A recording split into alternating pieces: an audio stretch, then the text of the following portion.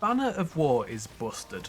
Like, there's no way it survives the final shape patch in the current state it's in. But what I wanted to know is how does Strand Titan perform without it? So we're going back to the Strand Titan roots with this one, dusting off the good old Abeyant Leap and maximising suspend potential. The results are a different playstyle, but in all honesty it's quite effective and quite fun.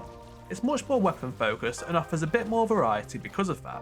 I opted to run a triple strand setup using the Wishkeeper bow as this has suspend synergy. An indebted kindness with permeability, making triple strand possible, and semi-attrition. Quite an underrated rocket, and getting more reserves in the next patch. This made triple strand surges a no-brainer too. The nice part of this heavy crowd control setup is that it holds up in harder content.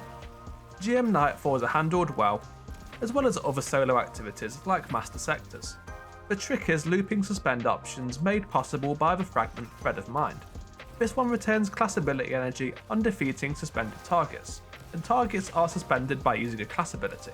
Extra points if those final blows are with the Wishkeeper. This will charge up its suspending trap. All in all, it works just as you would expect.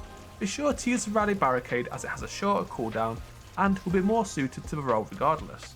The next part is Orb Generation, for sustaining strand surges. Thankfully, there's convenient options for this too. Thread of Wisdom will generate an Orb of Power when defeating a suspended target.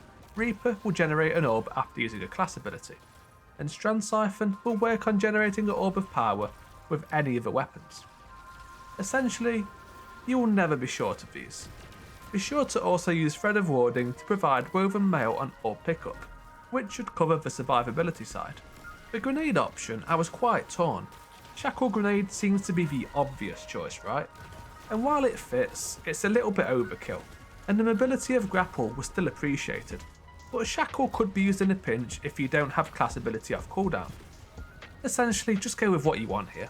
But now the important part. Truth be told, I was just being stubborn and picking the second aspect into the fray for another way to get Woven Mail and keep melee charges coming in at a rapid rate. It's fine, does what it says, and in group activities, the ability to give teammates Woven Mail as well as yourself is pretty neat. But you know what aspect is actually the missing piece? To make this setup tick and become genuinely top tier, it's that goddamn Banner of War.